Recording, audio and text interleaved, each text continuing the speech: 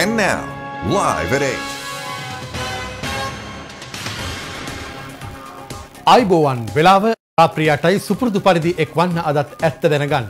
ලංකාවේ අංක එකේ සමබර තොරතුරු ප්‍රකාශය ලයිව් at 8 සමගින්. සුපුරුදු පරිදි අද ප්‍රවෘත්ති මැදිරියේ සිට ඔබ හමු වන මම නදීක කරුණානායක. මම චොපිකා ගුණසේකර මුල් අවධානයෙන් සිරස්ථාන. ඇඳිරි නීතිය ලිහිල්වීමත් සමග රට යථා තත්ත්වයට පත්වීම ආරම්භයි.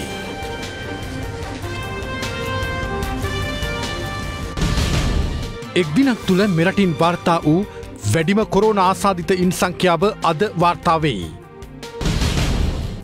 රාජ්‍ය මූල්‍ය රෙගුලාසි කැඩීම ගැන විපක්ෂය විගණකාධිපතිවරයාගෙන් පරීක්ෂණයක් ඉල්ලයි. ජාතික කණ්ඩායමේ සියලු ක්‍රිකට් ක්‍රීඩකයන් මද්‍රව්‍ය පරීක්ෂණයකට කුඩු සමග හසු වූ ක්‍රීඩකයාට සියලු තරඟ තහනම්. මනුෂ්‍යත්වයේ උදෙසා ස්වර්ණවාහිනියේ ස්වර්ණ සත්කාරය ආරම්භයි. අපි යලි නැගී සිටින මොහොත තුල අප හඳුනාගත්තා අපේ රටේ ජාතික වගකීම. මේ වගේ කාර්යතාවයන් කරන එක ගැන අපි ස්වර්ණවාහිනියට ස්තුතිවන්ත වෙනවා. මද්දකට හසුව සිටි දුර්ලභ ගණයේ කළු කොටියෙකු බේරා ගැනේ.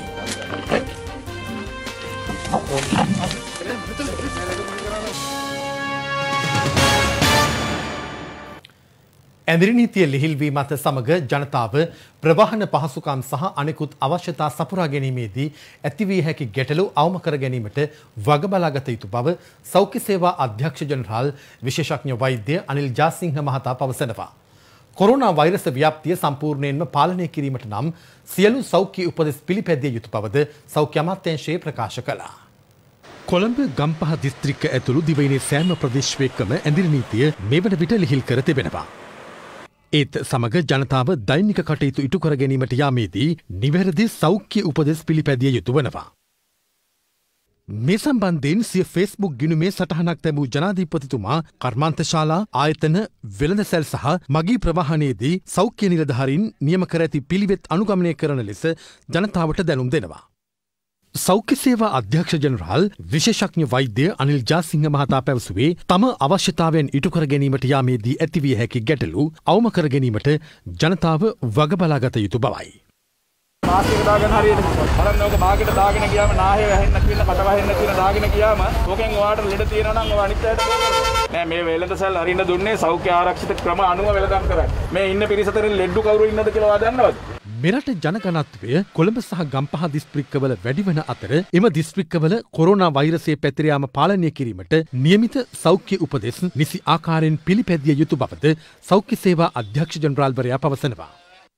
මේ අතර ඇඳිරි නීතිය ඉවත් කිරීමෙන් පසු ජනතාව හැසිරිය යුතු ආකාරය ගැන සෞඛ්‍ය අමාත්‍යතුමිය අදහස් පළ කළා. අපි කුමන ආකාරයකටද අපේ ඒ කටයුතු කළ යුත්තේ කුමන ආකාරයකටද අපේ ආයතන පවත්වාගෙන යුත්තේ කියන. ඒ සම්බන්ධයෙන් සෞඛ්‍ය අමාත්‍යාංශය සෑම අංශයකටම පිළිපැදිය යුතු ආකාරය සම්බන්ධයෙන් උපදෙස් මාලාවක් හැම අංශයකටම වෙන් වශයෙන් හදලා තියෙනවා. මේ අතර අද සිට සෑම දිනකම ලිහිල් කර ඇති ඇඳිරි නීතිය රාත්‍රී 10 සිට අලුයම 4 දක්වා කාලය තුල යලිත් ක්‍රියාත්මක වෙනවා. මේ අතර පනවා ඇති ඇඳිරි නීතිය ලිහිල් කිරීමත් සමග මහජනතාව කටයුතු කළ යුතු ආකාරය පිළිබඳව නියෝජ්‍ය පොලිස්පති අජිත් රෝහණ මහතා මෙලෙස අදහස් පළ කළා. කෙසේ වෙතත් අපි අඛණ්ඩව නිරීක්ෂණය කරනු ලැබුවා. සමහර ස්ථානවල තවමත් සමාජ දුරස්ථභාවය නැමැති සංකල්පයට පටහැනිව කටයුතු කරන බව පෙනී ගොස් තිබෙනවා. ඒ ස්ථාන වීඩියෝ කරනු ලැබුවා. අපි ඉදිරියේදී ඒ පුද්ගලයින්ට එරෙහිව ක්‍රියා කරනවා. ඔබට කිසියම් ආකාරයක සුවිශේෂ රාජකාරියක් නැත්නම් ඔබ වැඩට යන්නේ නැත්නම් ඔබ නිවසටම වී සිටින්න අවශ්‍යයි. මේ අතර විශ්වවිද්‍යාල යළි විවෘත කිරීම සම්බන්ධයෙන් ප්‍රවෘත්ති දෙපාර්තමේන්තුවේ පැවති ප්‍රවෘත්ති සාකච්ඡාවකදී මෙලෙස අදහස් පළ වුණා.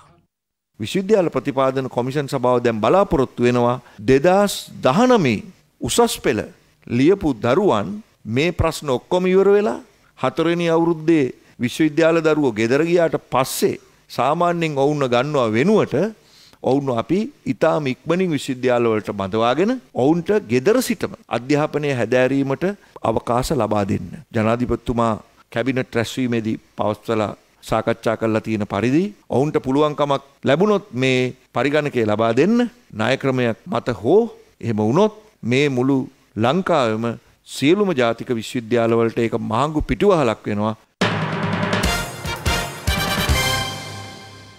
දිවයින පුරා හැඳිරි නීතිය එකවර ඉවත් කිරීම හේතුවෙන් මාස 2ක පමණ කාලයකින් පසුව බොහෝ නගර අද තරමක ජනාකීර්ණ බවක් කිසිලුවා. මේ හේතුවෙන් අන්තර් පළාත් බස් රථ රැසක් අද දින ධාවනය කෙරුණු අතර දුම්රිය 30ක්ද ගමනාන්ත 5ක සිට ක්‍රියාත්මක වුණා. COVID-19 ව්‍යාප්තිය පාලනය කිරීම සඳහා මුල්වරට මුළු දිවයිනටම ඇඳිරි නීතිය පනවනු ලැබුවේ පසුගිය මාර්තු 20 වෙනිදායි. ජනජීවිතය යථාවත් කිරීමේ අරමුණෙන් කොළඹ සහ ගම්පහ දිස්ත්‍රික්කවලට හැර සෙසු දිස්ත්‍රික්කවලට අවස්ථා කිහිපයකදී ඇඳිරි නීතිය ලිහිල් කිරීමටයි බලධාරීන් පියවර ගත්තේ. කෙසේ වෙතත් අද දින 66කට පසු මුළු දිවයිනටම ඇඳිරි නීතිය ලිහිල් කෙරුණා. ඒ දින 33කින් පමණ බාහිර සමාජයෙන් කිසිදු COVID-19 ආසාදිතයෙකු හමු නොවුණු පසුබිමකයි. දිවයිනේ දිස්ත්‍රික්ක 25ම ඇඳිරි නීතිය අදාළම පහට ඉවත් කෙරෙනු අතර යලිත් එය රාත්‍රී 10 සිට අලුයම 4 දක්වා දෛනිකව ක්‍රියාත්මක වනවා. ඇඳිරි නීතිය ලිහිල් කිරීමට සමගාමීව රට යථාවත් කිරීමේ වැඩපිළිවෙලද ක්‍රියාවට නැංගුණු අතර ඒ අනුව රාජ්‍ය සහ පෞද්ගලික අංශය මෙන්ම තවත් ආයතන රැසක ක්‍රියාකාරීත්වය අද සිට සක්‍රිය වනවා. ඒ අනුව අද දිනේදී ජනතාව සෞඛ්‍ය ආරක්ෂිත ක්‍රමවේද අනුගමනය කරමින් සිය දෛනික වැඩ කටයුතු සිදු කරන ආකාරය දිවයිනේ බොහෝ ප්‍රදේශවල දක්නට ලැබුණා. දිවයිනේ බොහෝ ප්‍රදේශවල ගමනාගමන කටයුතුද ලංගම සහ පෞද්ගලික දයාංශයේම මැදිහත් වීමෙන් සිදු කෙරුණු බවයි අප වාර්තාකරුවන් පවසන්නේ. සමස්තයක් ලෙස ගත් කල ඇතැම් ප්‍රදේශවල මගී ජනතාවට සාපේක්ෂව ප්‍රමාණවත් බස් රථ දක්නට ලැබුණේ නැහැ. කොළඹ සහ ගම්පහ දිස්ත්‍රික්ක හැර සෙසු දිස්ත්‍රික්කවලට අන්තර් පළාත් ප්‍රවාහන සේවා ක්‍රියාත්මක වුණා. කෙසේ වෙතත් මාස 2කට අධික කාලයකින් පසු ඇඳිරි නීතිය ඉවත් කළ කොළඹ සහ ගම්පහ දිස්ත්‍රික්කවලට පිට පළාත්වල සිට ඍජු මගී ප්‍රවාහන සේවා ක්‍රියාත්මක වූයේ නැහැ. ඒ අනුව නුවර පාරේ පැමිණෙන වාහන නිට්ටඹු නගරය දක්වා පමණක් ක්‍රියාත්මක කුලියාපිටිය යන ප්‍රදේශවලින් පැමිණෙන මගී ප්‍රවාහන බස් රථ ධාවනය වුණේ මීගමුවට පමණයි. අපට දැකගන්න හැකියාව ලැබෙන අද උදෑසන සිට ජනතාව සිය කටයුතු සඳහා පිටත් යාමට මීගම බස් රථ වලට ඇදෙන අයුරු. ගාලුපාරේ පැමිණෙන බස් රථ පානදුර නගරයට පමණක් ධාවනය වූ අතර කොළඹට පැමිණෙන මගීන්ට සිදු වූයේ කළුතර දිස්ත්‍රික්කයේ විවිධ ප්‍රදේශවල සිට කොළඹ බලා ධාවනය වූ වෙනත් බස් රථවල නැගී සිය ප්‍රවාහන අවශ්‍යතා සලසා ගැනීමටයි. හයි ලෙවල් මාර්ගයේ කොළඹ බලා පැමිණෙන මගින්ගේ ගමනාන්තය වූයේ අවිස්සාවේල්ල නගරයයි. ඇඳිරි නීති ඉවත් කරන පසුව නගරය කාර්ය බහුලත්වයක් අපට දැක ගැනීමට හැකියාව ලැබුණා. රාජකාරී සඳහා ගමන් ගන්න අයවලුන් මෙම නගරයට පැමිණීමේ වැඩිවීමක් අපිට දැක ගැනීමට හැකියාව ලැබුණා. මේ අතර දක්ෂිණ අධිවේගී මාර්ගයද අද දිනේදී ගමනාගමන කටයුතු සඳහා විවෘත කර තිබුණා. අධිවේගී මාර්ගයේ පැමිණෙන රථවාහන වලට කොට්ටාව දක්වා පමණක් ධාවනය කළ හැකි බවට මුලින් දන්වා තිබුණද ඇතැම් රථවාහන කඩුවෙල දක්වාම ධාවනය කරන ආකාරය දක්නට ලැබුණා. මේ අද පෙර අරුවේ අධිවේගී මාර්ගයේ කඩුවෙල කොතලාවල පිවිසුම අසල දැඩි රථවාහන තදබදයක් ඇති වී තිබූ ආකාරයයි. අධිවේගී මාර්ගයේ ගමන් කරන බස් රථවල ගමන් කිරීම සඳහා අද පෙර අරුවේ ගාල්ල බස් නැවතුම්පලේ විශාල පිරිසක් රැස්ව සිටියා. මේ අතර කොළඹ දිස්ත්‍රික්කය තුළ ප්‍රධාන නගර ආශ්‍රිතව විශාල ජනතාවක් දක්නට ලැබුණු අතර ඔවුන් සඳහා ප්‍රමාණවත් පෞද්ගලික සහ ලංගම බස් රථ සේවාවන් ක්‍රියාත්මක වන ආකාරය දක්නට ලැබුණේ නැහැ. අද දින දුම්රිය 30ක් ධාවනය කිරීමට දුම්රිය දෙපාර්තමේන්තුව පියවරගෙන තිබුණා. ඒ ගමනාන්ත 5ක සිට බෙලියත්ත මහනුවර අවිස්සාවේල්ල මහව සහ හලාවත දුම්රිය ස්ථානවල සිට අද පෙර අරුවේ කොටුව දුම්රිය ස්ථානය දක්වා දුම්රිය සේවා ක්‍රියාත්මක වුණා. එමගින් අද දින ප්‍රවාහන සේවා සපයාගත් මගින්ගේ සංඛ්‍යාව 16282 බවයි දුම්රිය සාමාන්‍ය අධිකාරී ඩිලන්ත ප්‍රනාන්දු මහතා සඳහන් කළේ. දින 66කට පසුව අද අලුයම 5:10ට නගරාන්තර දුම්රිය බෙලියත්තේ සිට මරදාන දක්වා ධාවනය වූ අතර එහි ගමන්ගත් මගින්ගේ සංඛ්‍යාව 154ක්. අනතුරු අලියම 5:55ට සාගරිකා දුම්රිය බෙලියත්තේ සිට මරදාන දක්වා ධාවනය කෙරුණේ මගින් 112 දෙනෙකුද සමගින්. ගාල්ලෙන් අදාළිම 5:30ට කොටුව බලා ධාවනය වූ දුම්රියෙන් මෙන්ම බෙලියත්තේ සිට පෙරවරු 6:45ට ගාල්ල දුම්රිය ස්ථානයට ළඟා වූ සාගරිකා දුම්රියෙන් ගමනාගමන පහසුකම් සලසා ගැනීම සඳහා සැලකිය යුතු මගින් පිරිසක් ගාල්ල දුම්රිය ස්ථානයට පැමිණ තිබුණා. බෙලියත්තේ සිට පැමිණෙන දුම්රිය අම්බලන්ගොඩ දුම්රිය ස්ථානයේ නොනවත්වා ධාවනය වන බවට දැනුම් දීම හේතුවෙන් අද පෙරවරුවේ අම්බලන්ගොඩ දුම්රිය ස්ථානයේ නොසන්සුන්තාවයක් හටගත්තා. පිරිසක් දුම්රිය මාර්ගය අවහිර කරමින් විරෝධතාවයේ නිරත වූ අතර තත්ත්වය පාලනය කිරීමට අම්බලන්ගොඩ පොලිසියද එම ස්ථානයට පැමිණියා. පසුව දුරස්ථභාවය ආරක්ෂා කර ගනිමින් දුම්රිය ගමන් කළ යුතු බවට වූ කොන්දේසියක් මත ඔවුන්ට එම දුම්රිය ගමන් කිරීමට අවස්ථාව ලබා දීමට දුම්රිය බලධාරීන් පියවර ගත්තා. අද දින කාර්යාල දුම්රිය 28කුත් නගරාන්තර ශීඝ්‍රගාමිනී දුම්රිය 2කුත් ධාවනයේ යෙදුවා. අද දින උදේවරුේ අම්බලන්ගොඩ දුම්රිය ස්ථානයේ හා එඬේරමුල්ල දුම්රිය ස්ථානයේදී කිසියම් වූ මගී තදබදයක් ඇති වුණා. ඒ සඳහා අපි ලැබෙන හෙට දින වැඩිපුර දුම්රිය ගාල්ල දුම්රිය ස්ථානයේ සිටත් රාගම දුම්රිය ස්ථානයෙන් පටන් ගන්නා දුම්රිය සඳහා අමතර මැදිරි ප්‍රමාණයකුත් යෙදවීමට අවශ්‍ය කටයුතු කරනු ලබනවා. දුම්රිය රැසක් කොළඹ කොටුව දුම්රිය ස්ථානයට පැමිණීමත් සමග අද පෙරවරුවේ කොළඹ කොටුව දුම්රිය ස්ථානය කලකට පසුව කාර්යබහුල වී තිබුණා. මේ කොළඹ නගරය අද පෙරවරුවේ දිස් වූ ආකාරයයි.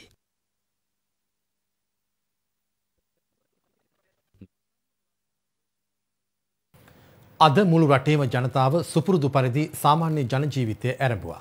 හෝටල් ආපනශාලා සහ අවන්හල් ක්‍රියාත්මක වූ ආකාරය පිළිබඳව අප විමසීමක් කළා. දින 66කට පසුව ගම්පහ සහ කොළඹද ඇතුළුව දිවයිනේ සෙසු දිස්ත්‍රික්කවලට බලපෑ ඇඹිරි නීතිය අද ඉවත් කිරීමත් සමග මුළු රටේම ජනතාව එකවර සුපුරුදු ජීවන රටාවට අවතීර්ණ වුණා. කොළඹ සහ ගම්පහ දිස්ත්‍රික්කවල රාජ්‍ය ආයතන සියල්ලක්ම පාහේ අද විවෘත වූ අතර එහි සේවකයන්ද සැලකිය යුතු ප්‍රමාණයක් සේවයට වාර්තා කර තිබුණා. බොහෝ රාජ්‍ය සහ පෞද්ගලික ආයතනවල සේවකයන් සේවයට පැමිණීමේදී සහ සේවා ස්ථානය තුළ කටයුතු කිරීමේදී සෞඛ්‍ය ආරක්ෂිත ක්‍රමවේද අනුගමනය කරනු දක්නට ලැබුණා.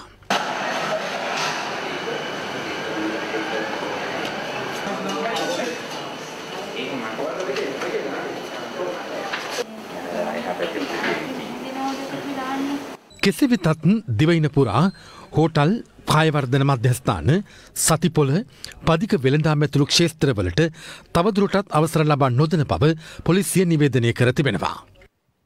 නමුත් කොළඹ මහනගර සභා බල ප්‍රදේශයේ පිහිටා ඇති සංචාරක මණ්ඩලයේ අනුමැතිය ලත් හෝටල් භෝජනාගාර සහ අවන්හල් අද සිට විවෘත කෙරුණා. ඒ දැඩි සෞඛ්‍ය කොන්දේසිවලට යටත්වයි. අද ඇඳරි නීතිය ලිහිල්වීමෙන් පසු දින 66කට පස්සේ මේ විදිහට අවන්හල් විවෘත කිරීම සිදු වුණා. කොළඹ නගර සීමාව තුළ අවන්හල් අප නිරීක්ෂණය කළේ. දින 66කට පස්සේ කොළඹ නගර සීමාව තුළ අවන්හල් මෙලෙස විවෘත වෙද්දී එහි කටයුතුද සෞඛ්‍ය අංශ නිර්දේශ කළ අයුරින්ම නිසි සෞඛ්‍ය ක්‍රමවේදවලට අනුව සිදු වුණා. COVID-19 වෛරසය ආසාදනය වූ තවත් රෝගීන් 96 දෙනෙකු අද මෙරටින් හඳුනාගත්තා. එම සංඛ්‍යාව දැක්වෙන්නේ එක් දිනක් තුළ වාර්තා වූ වැඩිම රෝගීන් සංඛ්‍යාව ලෙසයි. ඒ අනුව මෙරටින් වාර්තා වන සමස්ත රෝගීන් සංඛ්‍යාව 1278ක් දක්වා ඉහළ ගියා.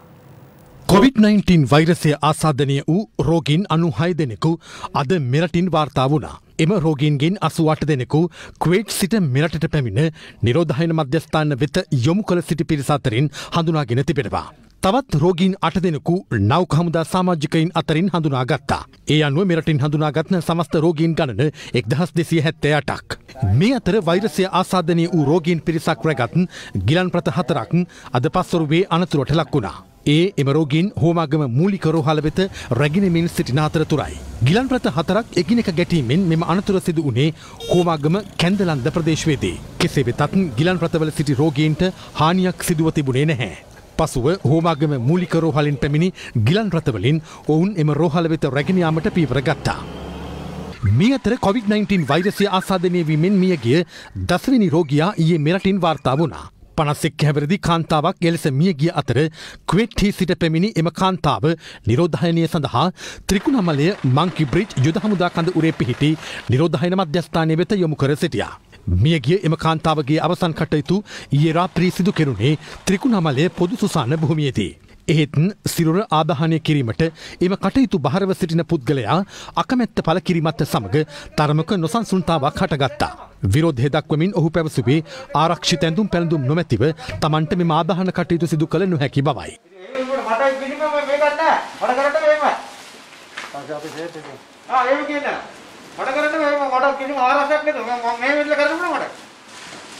පසුව ආරක්ෂකංශ සහ සෞඛ්‍යංශ මැදිහත්ව අවශ්‍ය ආරක්ෂක ඇඳුම් ලබා දීමෙන් අනතුරුව ඊරාප්‍රී 10ට පමණ ආදාහන කටයුතු සිදු කෙරුණා.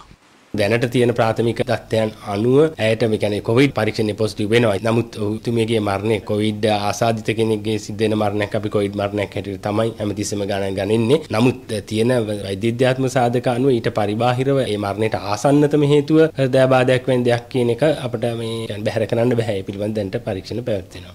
යුද්ධ හමුදාධිපති ලුතිතන් ජෙනරල් ශවේන්ද්‍ර සිල්වා මහතා අද පෙරවරුවේ සඳහන් කළේ මෙරටින් වාර්තා වන සමස්ත රෝගීන්ගෙන් 150 7 දෙනෙකුම වාර්තා වන්නේ විදේශයන් සිට පැමිණි පිරිස අතරින් බවයි. සමස්ත රෝගීන් අතරින් 405 දෙනෙකු සමාජය තුළින් හඳුනාගෙන ඇති අතර රෝගීන් 619 දෙනෙකු හඳුනාගෙන ඇත්තේ නෞක හමුදා සෙබළුන් අතරින්. පසුගිය සතිය තුළදී පමණක් කුවේට් හි සිට පැමිණි පිරිස අතරින් රෝගීන් 90 දෙනෙකුත් ඩුබායි හි සිට පැමිණි පිරිස අතරින් රෝගීන් 18 දෙනෙකුත් හඳුනාගත්තා. ඊයේ වාර්තා වෙච්ච 41 අතරින් 40ක්ම කුවේට් කියන රටේ ඉඳන් ආපු ශ්‍රී ලාංකිකයන් අතරින් තමයි වාර්තා වෙන්නේ. ඊට අමතරව එක්කෙනෙක් මීට පෙර ආපු ඩුබායි ඉඳන් ආපු එක්කෙනෙක් අතරින් තමයි ඊළඟ රෝගියා වාර්තා වෙන්නේ. ඒක සමස්තයක් විතර ගත්තම ඊයේ පැය 24 තුල වාර්තා වෙච්ච සෑම රෝගීන් 41 දෙනාම විදේශ රටවල ඉඳන් ආපු ශ්‍රී ලාංකිකයන් අතරින් තමයි මේ වාර්තා වෙන්නේ. ඉතින් මේක තමයි අපි දකින නැඹුරුව මෑත කාලේ සමහර රටවල් වලින් එන කණ්ඩායම් වල මේ ආසාදිතයින් සංඛ්‍යාවේ සැලකිය යුතු වැඩිවීමක් දකිනවා. මේ අතර අගෝස්තු 1 වෙනිදා සිට විදේශ සංචාරකයින්ට ගුවන් තොටුපළ විවෘත කිරීමට පියවර ගන්නා ලෙස කොවිඩ් මර්ධන කාර්යසාධක කමිටුව අද ජනාධිපතිතුමා වෙත යෝජනාවක් ඉදිරිපත් කර තිබෙනවා. එම කමිටුව ජනාධිපති ගෝඨාභය රාජපක්ෂ මහතාගේ ප්‍රධානත්වයෙන් අද රැස් වූ අවස්ථාවේදී අප්‍රිල් මාස 30 වෙනිදා සිට අද දක්වා කිසිදු ආසාදිතයෙකු සමාජය තුළින් හමු නොවීම රට ලැබූ ජයග්‍රහණයක් බවද එම කමිටුව මෙහිදී පෙන්වා දී තිබෙනවා. සංචාරකයන් සඳහා රට විවෘත කිරීම අන්තර්ජාතික සහ දේශීය සෞඛ්‍ය උපදෙස් මත සිදු කිරීමේ අවශ්‍යතාවය මෙහිදී පෙන්වා දුන් ජනාධිපතිතුමා පවසා ඇත්තේ සංචාරක හා සෞඛ්‍ය ක්ෂේත්‍රයේ ප්‍රවීණයන්ගේ උපදෙස් විමසමින් ඉදිරියේදී ක්‍රියාමාර්ග ගත යුතු බවයි. මේ අතර විදේශයන්හි සිට ශ්‍රී ලාංකිකයින් මෙරටට රැගෙන ඒම සීමා කිරීමට රජය ඊයේ පියවර ගත්තා. කෙසේ වෙතත් ජනාධිපති මාධ්‍යංශයේ නිවේදනයක් නිකුත් කරමින් අද පැවසුවේ ශ්‍රී ලාංකිකයින් ගෙන්වා ගැනීමේ නව ක්‍රමවේදයක් සැකසීමට රජය තීරණය කර ඇති බවයි. ඔවුන් මෙරටට ගෙන්වා නොගතහොත් ඔවුන්ට අත්වන ඉරණම සම්බන්ධයෙන් මානුෂීය දෘෂ්ටියකින් බලා එම තීරණයට එළඹි බව ජනාධිපති මාධ්‍යංශයේ නිකුත් කළ නිවේදනයේ සඳහන්. එහි වැඩිදුරටත් දැක්වෙන්නේ නව ක්‍රමවේදය සකස් කිරීම සඳහා හෙට විශේෂ සාකච්ඡාවක් පැවැත්වෙන බවයි. කෙසේ වෙතත් කටාරුහි රැඳී සිටින ශ්‍රී ලාංකිකයින් පිරිසක් හෙට දිනේදී මෙරටට රැගෙන ඒමට සැලසුම් කර ඇති බවයි විදේශ කටයුතු අමාත්‍යාංශය සඳහන් කළේ. පාර්ලිමේන්තුවේ අනුමත රාජ්‍ය වියදම් සහ ණය සේවා ඉක්මවා යාම මගින් ආණ්ඩුව බරපතල ලෙස ආණ්ඩු ක්‍රම ව්‍යවස්ථාව උල්ලංඝනය කර ඇති බව කියමින් හිටපු විපක්ෂයේ පාර්ලිමේන්තු මන්ත්‍රීවරුන් පිරිසක් අද විගණකාධිපතිවරයාට ලිපියක් බහර දුන්නා. ඔවුන් පෙන්වා දෙන්නේ එමකින් ජාත්‍යන්තර වශයෙන් රටේ කීර්තිනාමය පළදු වන බවයි. රාජ්‍ය වියදම් සහ ණයට ගැනීම ව්‍යවස්ථා විරෝධී ලෙස බලය පැවරීම යන මාතෘකාව ඔස්සේ සමගි ජනබලවේගය වෙනුවෙන් එහි මන්ත්‍රී පිරිසක් අද මෙම ලිපිය විගණකාධිපති WPC වික්‍රමරත්න මහතා වෙත බහර දුන්නා. එමගින් රාජ්‍ය වියදම සඳහා ව්‍යවස්ථා විරෝධී ලෙස බලය පැවරීමේ සහ ණයට ගැනීම බව කියන අවස්ථා තුනක් අවධානයට යොමු කර තිබෙනවා. ඉන් එකක් වන්නේ ඒකාබද්ධ අරමුදලින් නීති විරෝධී ලෙස වියදම් අනුමත කර තිබෙන බවට වන චෝදනාවයි. ජාතික අයවැය චක්‍රලේඛයේ එක ලෙස දැක්වෙන චක්‍රලේඛය නීති විරෝධී බවත් එහි දැක්වෙනවා. පාර්ලිමේන්තුව විසින් 2020 ජනවාරි 1 වෙනිදා සිට අප්‍රේල් 30 දක්වා ආණ්ඩුවට මුදල් වියදම් කිරීමට සහ ණය ගැනීමට අනුමත කර තිබෙනවා. එහෙත් නව චක්‍රලේඛයකින් එය මේ මාස 31 වෙනිදා ලෙස දක්වා ඇති බව සඳහන්. පාර්ලිමේන්තුවේ අනුමත යෝජනාවක් අවලංගු කිරීමට භාණ්ඩාගාර ලේකම්වරයාට බලයක් නොමැති බව සමගි ජනබලවේගය අද බහර දුන් ලිපිය මගින් විගණකාධිපතිවරයාගේ අවධානයට යොමු කළා. එසේම නියමිත කාලයක් තුළ රාජ්‍ය වියදම් සහ ණය ගැනීම් වලට පාර්ලිමේන්තු අනුමැතිය හිමිව ඇති අතර අප්‍රේල් 30 ඉක්ුත්වීමෙන්ම පාර්ලිමේන්තුව රැස්වන දිනයක්ද නොමැති තත්ත්වයක් යටතේ ආණ්ඩුවේ වියදම් සඳහා දැන් නීත්‍යානුකූල බලයක් නොමැති බවත් සමගි ජනබලවේගය අද විගණකාධිපතිවරයාට බහර දුන් ලිපියේ සඳහන්. රජයේ ණය ගැනීමේ සීමාව ලෙස රුපියල් බිලියන 721ක් අනුමත කර තිබුණත් අදාළ කාලය තුලදී ආණ්ඩුව එම සීමාව ඉක්මවා රුපියල් බිලියන 822ක ණය ලබාගෙන ඇති බවත් සමගි ජනබලවේගයෙන් විගණකාධිපතිවරයාට පෙන්වා දී තිබෙනවා. එය අනුමත ණය සීමාවට වඩා බිලියන 120ක වැඩිවීමක්. ඒ අනුව අනවසර ණය ගැනීම ආණ්ඩු ක්‍රම ව්‍යවස්ථාවේ රාජ්‍ය මුදල් විධිවිධාන බරපතල ලෙස උල්ලංඝනය කිරීමක් පමණක් නොව එමගින් ණය හිමියන් අතර රටේ කීර්තිනාමය හානි කිරීමටද බලපාන බව සමගි ජනබලවේගයේ අද කළ පැමිණිල්ලේ සඳහන්. මෙබඳු සිද්ධි ප්‍රජාතන්ත්‍රවාදයට අපහාසයක් බව අවධාරණය කරන සමගි ජනබලවේගය විගණකාධිපතිවරයාගෙන් ඉල්ලා සිටින්නේ මීට අදාළ කරුණු විමර්ශනය කළ පැහැදිලි කිරීමක් හැකි ඉක්මනින් සිදු කරන ලෙසයි. හිටපු අමාත්‍ය රාජිත සේනාරත්න මහතා මේ දවස්වල ඉන්නේ රක්ෂිත බන්ධනාගාරයේ.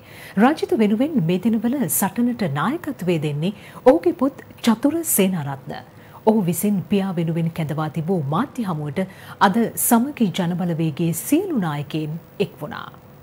පවුල් පිටින් හිරේ දැම්මත් මර්ධන දියත් කරත් අපිව යටපත් කරන්න කිසිම හැකියාවක් නැහැ. මාධ්‍ය සාකච්ඡාවක් පැවැත් වූ පමණින් සිරගත කරන යුගයක් අද රටේ නිර්මාණය වෙලා තිබීම ඉතාමත්ම වාසනාවන්ත සිද්ධියක්. අද මීට වැඩිය අකටයුතුකම් ඉටු කරපු පුද්ගලින් කණ්ඩායම් නිදැල්ලේ සිටිනවා. සුදුවෑන් සංස්කෘතිය. ඒකද ඉතින් මම කතා කරගල කියන්නේ සුදුවෑන් තිබුණා මේ රටේ. අපි යාපාලන කාලේ වෙනස් කරා ඒක. ඒකෙන් කොටස්කාරීත් තමයි රාජසේන රත්න මෙතුමා. එතුමාව ඉර කරන්න එපා. සුළු ජනතාවට ප්‍රශ්නයක් එනකොට එතුමා බයෙන් දොරව කතා කරපු නායකයෙක්. හිටපු එමතුමා වෛද්‍ය සේවාවට එතුමා කරපු සේවාව අපිට අමතක කරන්න බෑ. විශේෂයෙන්ම මේ දවස්වල සෞඛ්‍ය අධ්‍යක්ෂක ජෙනරාල් වැනි අය යම් යම් සංකල්ප කියමින් ගන්නා තීරණ විද්‍යානුකූලව සනාථ කළ හැකි තීරණද කියන ප්‍රශ්නාර්ථයක් පැන නැගෙන අවස්ථාවක මෙවැනි සිදුවීම් පිළිබඳව නිල වශයෙන් අපේ විපක්ෂය හරහා විද්‍යාත්මකව පිළිතුරු දිය හැකි ප්‍රමුඛ පෙළේ නායකයෙක් සිරගත කිරීම තුළ අපේ හඬ යම් විදිහට අඩාල කරන්න මේ රජය සූදානම් වෙලා සිටිනවායි කියන එකයි අපිට මේකෙන් පේන්නේ. එතුමා සිරගත කළේ කිසිම කාරණයක් නිසා නෙවෙයි, නීති විරෝධී කාරණයක් කරුණු කොටගෙන නෙවෙයි. එතුමාගෙන් පරිගැනීමත් එතුමා අනාගතයේ මේ රටේ ජනතාව මේ පීඩාකාරී පාලනයට එරෙහිව සංවිධානය කරයි කියන බියක් නිසා තමයි එතුමාව සිරගත කළේ. මේ ආණ්ඩුව ආවයින් පස්සේ ඇමතිවරු 3 දෙනෙක් සිරගත කරා. චම්පික රණවක ඇමතිතුමා, රංජන් රාමනායක ඇමතිතුමා, ඊළඟට රාජිත සේනාරත්න ඇමතිතුමා. මේ 3 දෙනාම සමගි ජන බලවේගයත් එක්ක ඉල්ලන කට්ටිය. ඒ නිසා ආණ්ඩුවට තර්ජනයක් තියෙන සමගි ජන බලවේගය. ආණ්ඩුවට ඕනකම තිබුණා. මැතිවරණ කොමිසමට බලපෑම් කරමින්, සෞඛ්‍ය ශේෂ්ත්‍රයට බලපෑම් කරමින් ඉක්මනින් මැතිවරණය පවත්වා ගන්න. හැබැයි දැන් පැහැදිලි සාමාන්‍ය තත්ත්වය ඇති වුණායයි කියලා ප්‍රකාශයට පත් කරාට පස්සේ මාස 2කමාරකට ආසන්න කාලයක් ඡන්දය සඳහාට යනවා. හැබැයි අපි අහන්නේ ඡන්දේ තියන්න පුළුවන්. මැතිවරණ කොමිසම කියලා තියෙනවා. කුමන තත්ත්වයක් අතර මේ වෙලාවේ ඡන්දේ තියන්න තුඹත් පසුගිය මැතිවරණයට පාවිච්චි කරපු මුදල වගේ දෙගුණයක මුදල් ඕන කියලා. කෝටි 700ක් වැය වුණා කියලා බහු ප්‍රකාශ කරලා තිබුණා පසුගිය මැතිවරණයට. එහෙනම් මේ මැතිවරණයට කෝටි 1400ක්. ඒතර එවැනි විශාල මුදලක් අපි දැරිය යුතුද මේ මොහොතේ?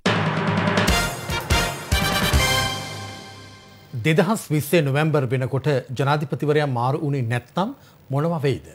ඒ ගැන අද ගම්මන්පිල හිටපු පාර්ලිමේන්තු මන්ත්‍රීතුමා අපූර්ව කතාවක් කිව්වා. මේ ඒ කතාවත් එක්ක ආණ්ඩු පක්ෂයේ හිටපු මන්ත්‍රීවරුන් අද දැක්වූ අදහස් කිහිපයක්.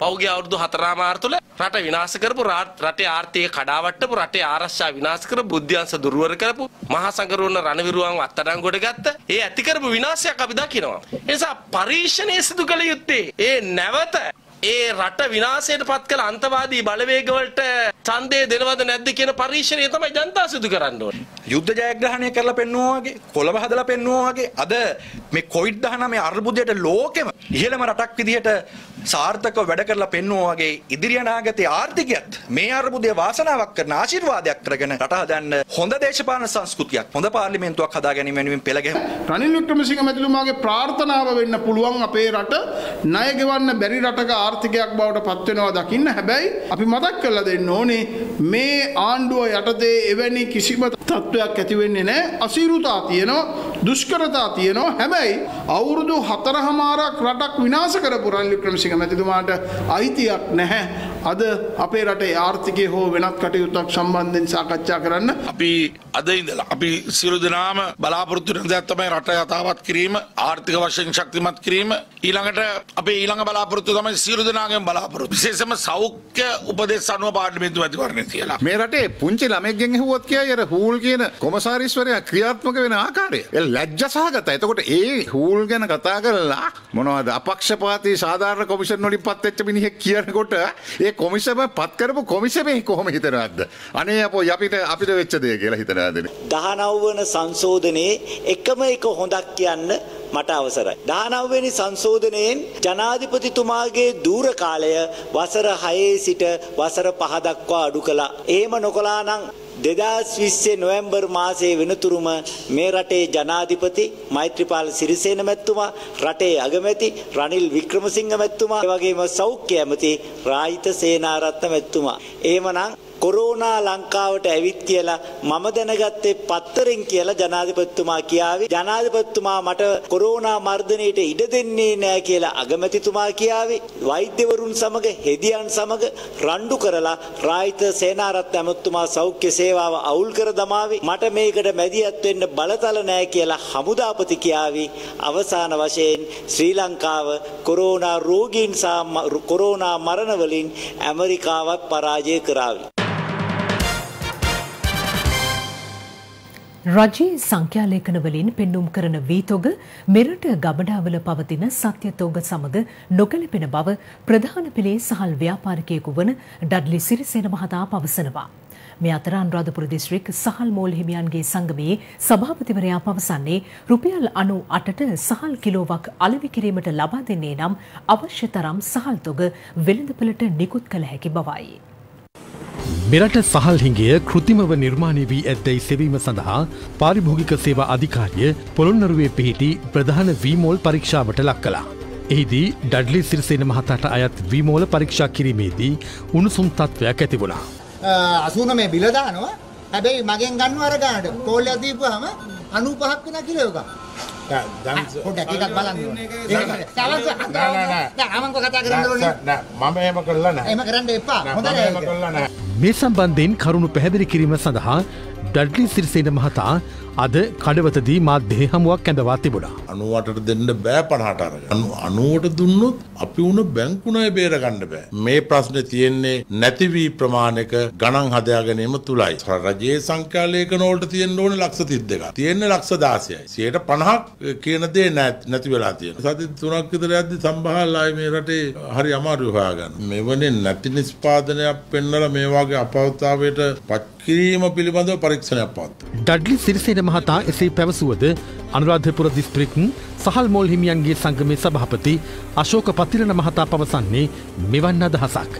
ඇත්ත වශයෙන්ම කියනවා නම් වීහිකයක් නැහැ. අවශ්‍ය තරම් වී තියෙනවා. කොහොමත්ම මේ රුපියල් 90 කියන මිල ගැලපෙන්නේ නැහැ. ඒ අනුව තමයි මේ සහල් හිගේ ඇති වෙලා තියෙන්නේ. අපි ඉල්ලා සිටින්නේ රජයෙන් රුපියල් 98ට මේක නැවතත් ගේන්න. මොකද ඒක ගේන්න බැරි හේතුවක් නැහැ. පරිප්පු අඩු කළා දැන් වැඩි කළා සැමන් අඩු කළා වැඩි කළා ඒ අනුව මේකත් නැවත 98ට ගෙනාවොත් දින 4ක් ඇතුළත මේ සහල් හිගේ සම්පූර්ණයෙන්ම නිම වෙනවා. මෙම සහල් අර්බුදය සම්බන්ධයෙන් දේශපාලන අදහස් පළ වුණා.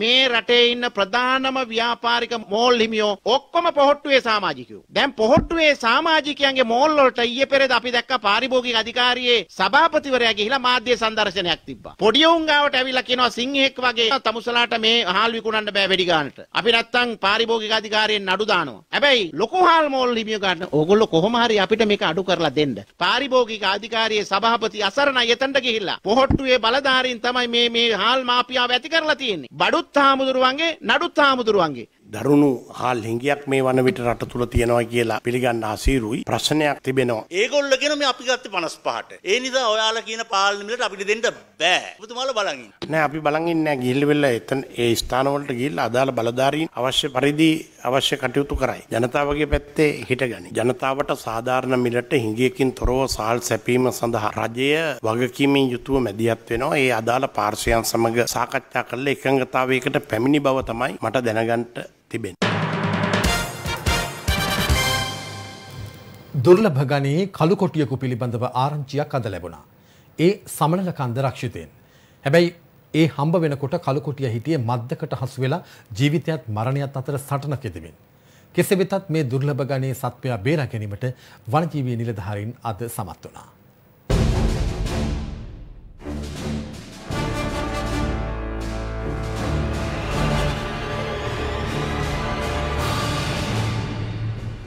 කොටියාගේ උපවිශේෂ 8ක් ලෝකයේ සිටින අතර ඉන් එක් උපවිශේෂයක් වන්නේ ශ්‍රී ලංකාවට ආවේනික කොටියයි.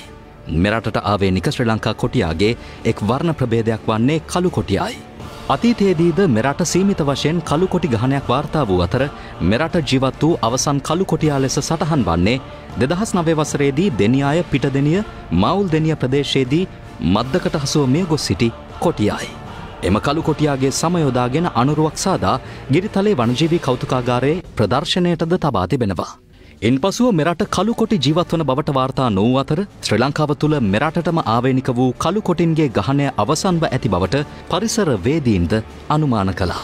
කෙසේ වෙතත් උඩවලව ඇත්තතුරු සෙවනේ පශු වෛද්‍යවරුන් සහ වනජීවී මධ්‍යම කලාපයේ පශු වෛද්‍යවරුන් එක්ව මේ පිළිබඳව ගවේෂණයක් සිදු කළ අතර ස්ථාන කිහිපයකින්ම ලබාගත් තොරතුරු අනුව තවත් කළු කොටියකු ජීවත්ව සිටින බවට එම ගවේෂණයේදී අනාවරණය වුණා. ඒ දුරස්ථ චලන සංවේදී කැමරා උපයෝගී කරගෙන සිදු කළ ගවේෂණයේදී මධ්‍යම කඳුකරේ ජීවත් වන කළු කොටියකු නිරීක්ෂණය වීමත් සමගයි. ශ්‍රී ලංකා කළු කොටියකු මෙලෙස ජීවත්ව සිටියදී කැමරාවක සටහන් කරගත් ප්‍රථම අවස්ථාව මෙය වන බව ගවේෂකයින් පවසනවා. ඉන්පසුව කළු කොටින් පිළිබඳව තවත් බලාපොරොත්තු තබා ගැනීමට පරිසර වේදීන්ට මෙන්ම සතුන්ට ආදරය කරන ජනතාවටද හැකි වුණා. ඡායාරූපයකින් පමණක් කළු කොටින් පිළිබඳව බලාපොරොත්තු තබාගත් සියලු දෙනාට තවත් ආරංචියක් ලෙස අද දිනේදී වාර්තා වුණේ ශ්‍රීපාද රක්ෂිතෙන් කළු කොටියකු වාර්තා වීමයි. මෙහි අවාසනාවන්ත සිදුවීම වන්නේ නල්ලතන්නිය ලක්ෂපාන වතුයායේ වාලමලේ කොටසෙහි වතුකෝවිල අසල වගා භූමියක සතුන් දඩයම් කිරීම සඳහා ඇට වූ මද්දකට කළු කොටියා හසු වී සිටීමයි. අවුරුදු 8ක් පමණ වයස ඇති මෙම කළු කොටියා දිගින් අඩි 6ක් සහ උසින් අඩි 4ක් වනවා. මේ පිළිබඳව සැලවී වනජීවී කාර්යාලයේ නිලධාරීන් මෙන්ම පශු වෛද්‍යවරුන්ද එම ස්ථානයට පැමිණියේ කළු කොටියා එම මද්දෙන් මුදා ගැනීම සඳහායි. අනතුරුව උඩවලව ඇත්තතුරු සෙවනේ මෙන්ම රන්දෙනිකල පශු වෛද්‍යවරුන් පැමිණ කළු කොටියා නිර්වින්දනය කර මද්ද ගලවා ප්‍රතිකාර කර නල්ලතන්නිය වනජීවී කාර්යාලය වෙත රැගෙන ගියා.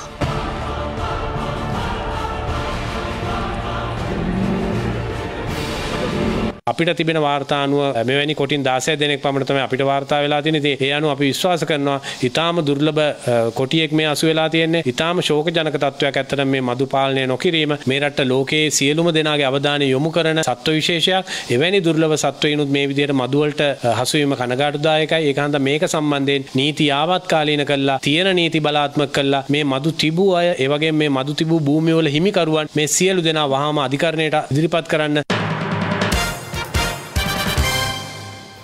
COVID-19 වෛරස ව්‍යාප්තිය හමුවේ අකර්මණ්‍යව පැවති මෙරට ජනජීවිතය ක්‍රමයෙන් යථාවත් කිරීමේ කටයුතු අද සිට ආරම්භනවා. ඒ සමග ආයමත් ජනතාව වැඩි වශයෙන් පොදු ස්ථානවලට ඒකරාශී වන කාලයක් තමයි මේ. ඒ නිසාම මෙරට ජනතාවගේ සෞඛ්‍ය ආරක්ෂිත බව වෙන කවරදාකටත් වඩා සිටිය යුතු කාලයක් ඇවිල්ලා. කවදත් ජනතාවට අවශ්‍ය මොහොතක ඒ ළඟින්ම සිටියේ ස්වර්ණවාහිනියයි. එය නැවතත් පසක් කරමින් අද පටන් තවත් ජාතික කර්තව්‍යයකට උර දෙන්නට ස්වර්ණවාහිනිය පෙරමුණගෙන සිටිනවා. ඒ ස්වර්ණ සත්කාර විෂබීජ හරන වැඩසටහන තුළින් මනුෂ්‍යත්වයේ උදෙසා සිදු කරන මෙකී ජාතික කර්තව්‍යයට අප සමගින් අත්වැල් බැඳගන්නේ ඩෙටෝල් ආයතනය සහ සිවිල් ආරක්ෂක බලකායයි. ස්වර්ණ සත්කාර විෂබීජ හරන වැඩසටහනේ පළමු පියවර අද ආරම්භුනේ කොළඹදී.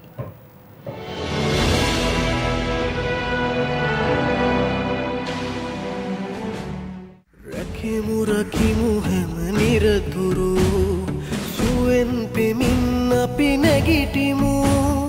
කොළඹ සහ ගම්පහ දිස්ත්‍රික්කද ඇතුළුව දිවයිනේ සියලු පළාත්වල ඇඳරි නීති සීමාවන් ලිහිල් කිරීමට අද සිට කටයුතු කෙරුණා. ජන ජීවිතය යලි යථාවත් කිරීම මෙහි ප්‍රමුඛ අරමුණයි. වෛරස ව්‍යාප්තියක් පවතින මොහොතක ජන ඒකරාශී වීම ඉතා සෞඛ්‍ය ආරක්ෂිතව සිදුවිය යුතු බව මෙරට සෞඛ්‍යාංශ මෙන්ම ස්වර්ණවාහිනී අපද තරයේ විශ්වාස කළ කරුණක්. එසේ හේයින් ජාතික යුතුකමක්සේ සලකා වැඩි ජනරාශියක් සහිත ස්ථාන විෂබීජ හරණයට ලක් කිරීමට අප අද කටයුතු ආරම්භ කළේ සිවිල් ආරක්ෂක බලකාය සහ ඩෙටෝල් ආයතනයේද පූර්ණ දායකත්වය සමගින්.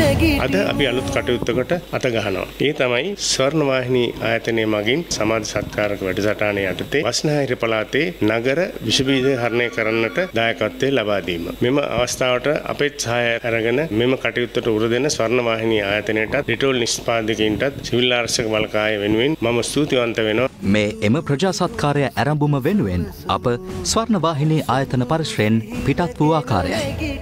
අපි යලි නැගී සිටින මොහොත තුළ අප හඳුනාගත්තා අපේ රටේ ජාතික වගකීම. ඒ අපේ රටේ සෞඛ්‍ය ආරක්ෂාව.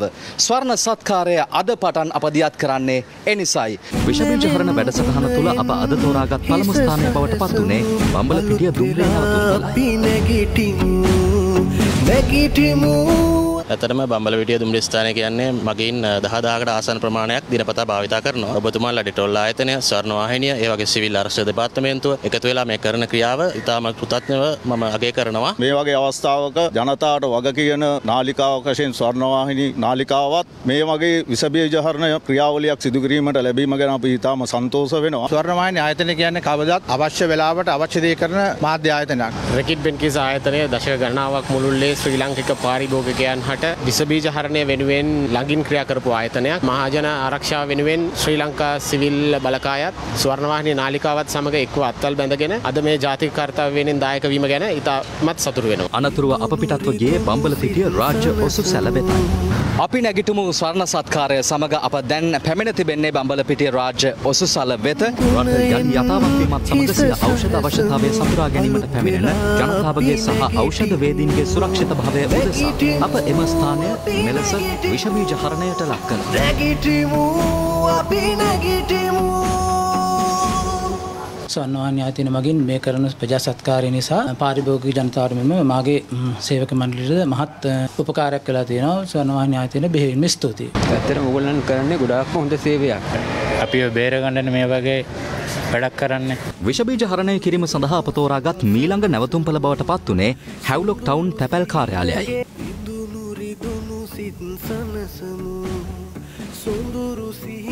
ස්වර්ණ සත්කාරය වැඩසටහන තුලින් ආයතන රාශියක් විස බීජානුවරණයට ලක් කරා. ඒ අතරින් හැව්ලොක් ටවුම තැපැල් කාර්යාලය තෝරා ගැනීම සම්බන්ධයෙන් ඉතාමත්ම ස්තුතිවන්ත වෙනවා ස්වර්ණවාහිනී සත්කාරක වැඩසටහනේ කාර්ය මණ්ඩලයට. මේක විශාල වශයෙන් මහ ජනතාව ගැවසෙන ස්ථානයක්. සත්කාරයේ තවදුරටත් ඉදිරියට ගෙන යාමට ඔබ ආයතනයේට ශක්තිය ධෛර්යය ලැබේවා කියලා ප්‍රාර්ථනා කරනවා. ඉදුණු රිදුණු සිත් සනසමු සොඳුරු සිහිනගෙන නැගිටිමු නැනෙන් ගුණයෙන් හිස සරසමු අලුත් වෙලා අපි නැගිටිමු නැගිටිමු.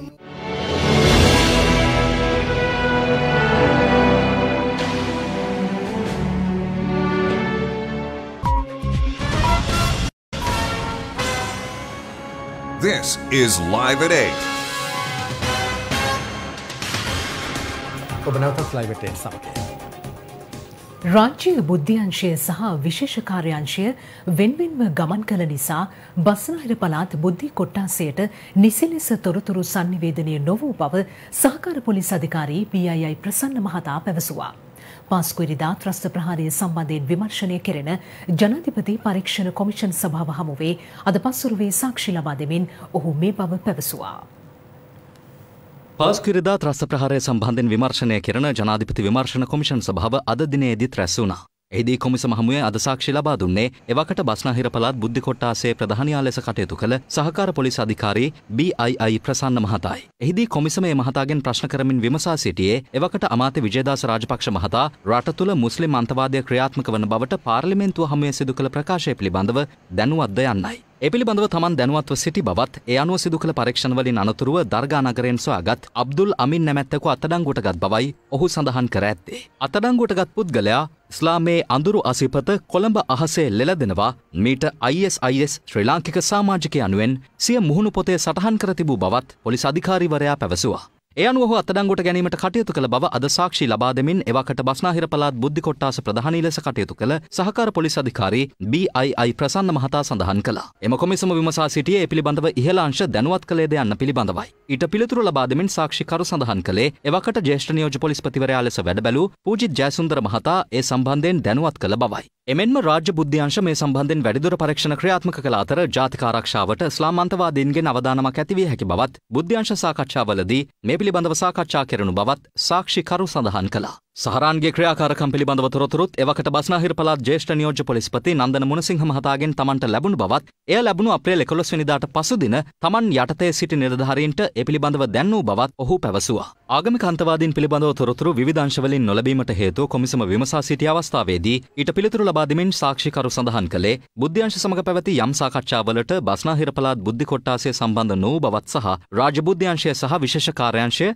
තනි ගමනක් ගිය නිසා බස්නාහිර පළාත් බුද්ධි කොට්ටාසයට නිසි ලෙස තොරතුරු sannivedanaya නොවූ බවයි. එලෙස sannivedanයේ දුර්වලතාවක් නොතිබුණේ නම් පාස්කු ප්‍රහාරය වළක්වා ගැනීමට තිබූ බවත් ඔහු වැඩිදුරටත් සඳහන් කළා. එමෙන්ම පාස්කු ප්‍රහාරයෙන් පසු සියලු අංශයක්ව කාර්යක්ෂමව කටයුතු කළ අතර එහිදී විශාල පිරිසක් අත්අඩංගුවට ගැනීමට හැකි වූ බවයි කොමිසම හමුවේ සාක්ෂි ලබා දෙමින් ඔහු වැඩිදුරටත් පැවසුවේ. ශ්‍රී ලංකා ජාතික ක්‍රිකට් සංචිතයේ සියලුම ක්‍රීඩකයන් මද්‍රව්‍ය පරීක්ෂණයකට ලක් කිරීමට තීරණය කර තිබෙනවා. ශ්‍රී ලංකා ක්‍රිකට් ආයතනයේ සභාපති ශම්මි සිල්වා මහතා පැවසුවේ මත්කුඩු සමග පොලිස් අත්අඩංගුවට පත් වූ ශෙහාන් මදුසංකට සියලුම වර්ගයේ ක්‍රිකට් තරඟ තහනමක් පැනවීමට තීරණය කළ බවයි. කෙලිබිමෙන් අතට හෙරොයින් ග්‍රෑම් 2 මිලිග්‍රෑම් 700ක් සමග අත්අඩංගුවට ගැනුණු මෙරට ජාතික ක්‍රිකට් සංචිතයේ යොවුන් වේග පන්දුවමන ක්‍රීඩක ශෙහාන් මදුසංක ඊයේ අධිකරණයට ඉදිරිපත් කිරීමෙන් අනතුරුව ලබන ජුනි 2 වෙනිදා දක්වා රක්ෂිත බන්ධනාගාරගත කෙරුණා. මෙම සිද්ධිය මත පදනම්ව ශ්‍රී ලංකා ක්‍රිකට් ආයතනයේ මාධ්‍ය නිවේදනයක් නිකුත් කරමින් පවසන්නේ ක්‍රිකට් ක්‍රීඩක ශෙහාන් මදුසංකට සෑම වර්ගයේම ක්‍රිකට් තරඟ සඳහා වහම ක්‍රියාත්මක වන පරිදි තහනමක් පනවන බවයි. එම නිවේදනයේ වැඩිදුරටත් දැක්වෙන්නේ ශ්‍රී ලංකා ක්‍රිකට් ආයතනයේ සිදු කරන පූර්ණ පරීක්ෂණය අවසන් වන තෙක් මෙය බලපැවැත්වෙන බවයි. මේ අතර අද උදෑසන පැවති උත්සවයකින් අනතුරුව ශ්‍රී ලංකා ක්‍රිකට් ආයතනයේ සභාපතිවරයා පැවසුවේ ජාතික සංචිතයේ සිටින සියලුම ක්‍රීඩකින් මද්‍රව්‍ය සම්බන්ධයෙන් පරීක්ෂණයකට යොමු කිරීමට නියමිත බවයි. ඉස්සරහට මේගොල්ලන්ව ටෙස්ට් කරවන්න අපේ නැෂනල් පූල් එකේ ඉන්න හැම ක්‍රීඩකයෙක්ම ටෙස්ට් කරවන්න අපි ගන්නවා තීරණය. මේ අතර නේපාලයේ පැවති 13 වැනි දකුණු ආසියානු ක්‍රීඩාවලදී ක්‍රීඩක ක්‍රීඩිකාවන්ට මුහුණ දීමට සිදු වූ ගැටලු සම්බන්ධයෙන් පත් කළ කමිටුවේ වාර්තාව පසුගිය පෙබරවාරි මාස 27 වෙනිදා ක්‍රීඩා අමාත්‍යවරයා වෙත බහර දුන්නා. කෙසේ වෙතත් එහිදී අමාත්‍යවරයා පොරොන්දු වූ පරිදි මාධ්‍ය වෙත මෙම වාර්තාව ලබා දීම සිදු වී නොමැති බව පවසමින් එම කමිටුවේ සභාපතිවරයා ස්වර්ණවාහිනිය සමග විශේෂ සම්මුඛ සාකච්ඡාවකට පසුගිය ඉරිදා එක් වුණා. අවශ්‍යතාවය බලවත් නම් ආදරය කැක්කුම තියෙනවා නම් පැය 24ක් මදිද එක පැයක් මේක අධ්‍යයනය කරන්න. රටේ ප්‍රශ්නයක් වෙනකොට කමිෂන් එකක් දානවා. රිපෝට් එක ආවට පස්සේ රිපෝට් එක දෙවිදියකට එකක් යට යනවා. එකක් AG කියනවානේ මේකට නඩු දාන්න තියනවා කියලා මේක දෙන්න එපා කියලා එළියට කියලා වහලා දානවා. ඕක තමයි කමිෂන් කියන්නේ. ඕකනේ යථාර්ථය. මේකේ තියෙන දේවල් එළියට තාම දෙන්නේ නැහැ. නමුත් දෙන්න සිද්ධ වෙනවා. අපි කොහෙන් හරි මොකද මේ රට ක්‍රීඩාව. ඒතර ඒක දෙන්න මම කොහෙත්ම පස්සට යන්නේ නැහැ. මේ සම්බන්ධයෙන් අද ක්‍රීඩා අමාත්‍යවරයා අදහස් පළ කළා. රටේ තත්ත්වය ඔබ දන්නවා මොකද වුනේ කියලා. අමාත්‍යාංශයකට එන්න පුළුවන් කමක් තිබ්බේ නැහැ. මුදලක් ලබාගෙන කරපු පරීක්ෂාවක් නෙමෙයි. අපි ඔවුන්ට ගරු කරන්නට ඕනේ. අපි ඒක මාධ්‍යට නිකුත් කරනවා. දැන් ලේකම්තුමා මේ සිකුරාදා කමිටුවත් එක්ක මුණ ගැහෙනවා. COVID-19 වසංගතය බාහිර සමාජයේ දක්නට නොලැබෙන බවට තහවුරු කෙරෙන රහස්‍ය වාර්තාවක් රාජ්‍ය බුද්ධ්‍යංශය විසින් ඉදිරිපත් කර තිබෙනවා. නීතිපති දෙපාර්තමේන්තුව අද මේ බව ශ්‍රේෂ්ඨාධිකරණයේ හමුවේ දැනුම් දුන්නා. ඒ මහමැතිවරණය අභියෝගයට ලක් කරමින් ගොනු කළ මූලික අයිතිවාසිකම් පෙත්සම් අද 6 වන දිනටත් ශ්‍රේෂ්ඨාධිකරණයේ හමුවේ කැඳ වූ අවස්ථාවේදී ඒ අනුව මැතිවරණ කොමිසමට මැතිවරණ ක්‍රියාදාමය කඩිනමින් ආරම්භ කිරීමට හැකියාව තිබෙන බවයි නීතිපති දෙපාර්තමේන්තුව සඳහන් කළේ. ජුනි මාස 20 වෙනිදා මහමැතිවරණය පැවැත්වීම සහ ජනාධිපතිවරයා විසින් පාර්ලිමේන්තුව විසුරුවා හරිමින් නිකුත් කළ ගැසට් නිවේදන අභියෝගයට ලක් කරමින් ගොනු කර තිබෙන මූලික අයිතිවාසිකම් පෙත්සම් අද 6 වෙනි දිනටත් ශ්‍රේෂ්ඨාධිකරණයේ හමුවේ සලකා බැලීම ආරම්භ වුණා. ඒ අග විනිසුරු ජයන්ත ජයසූරිය, බුවනේ කළු විහාරයේ සිසිර දාබ්‍රෝ ප්‍රියන්ත ජයවර්ධන සහ විජිත් මලල්ගොඩ යන මහතුරුන්ගෙන් සමන්විත පංචපුද්ගල විනිසුරු මඩුල්ල හමු වෙයි. අද දිනේත් නීතිපතිවරයා වෙනුවෙන් අතිරේක සොලිසිටර් ජෙනරාල් ඉන්දිකා දේවමුනිද සිල්වා මහත්මිය කරුණු දැක්වීම ආරම්භ කළා. පාර්ලිමේන්තු මැතිවරණ පනතට අනුව රජයේ නිවාඩු දිනවල නාම යෝජනා පත්‍ර බහර ගැනීම සඳහා නීතිමය බාධාවක් නොමැති බවයි අතිරේක සොලිසිටර් ජෙනරාල්වරිය විවිධ නඩු තීන්දුව උපුටා දක්වමින් පෙන්වා දුන්නේ. ජනාධිපතිවරයා විසින් පාර්ලිමේන්තුව විසුරුවා හැරීම ආණ්ඩුක්‍රම ව්‍යවස්ථාවට අනුකූලව සිදු කර ඇති නිසා එතුළින් පෙත්සම්කරුවන්ගේ හෝ මහජනයාගේ මූලික අයිතිවාසිකම් උල්ලංඝනය වීමක් සිදු නොවන බව අතිරේක සොලිසිටර් ජෙනරාල්වරිය පැවසුවා. ඒත් මැතිවරණ කොමිසම විසින් මහමැතිවරණය පැවැත්වීම පමා කිරීම තුළින් ජනතාවගේ ඡන්දය ප්‍රකාශ කිරීමට ඇති මූලික අයිතිය උල්ලංඝනය වන බව ඇය සඳහන් කළා.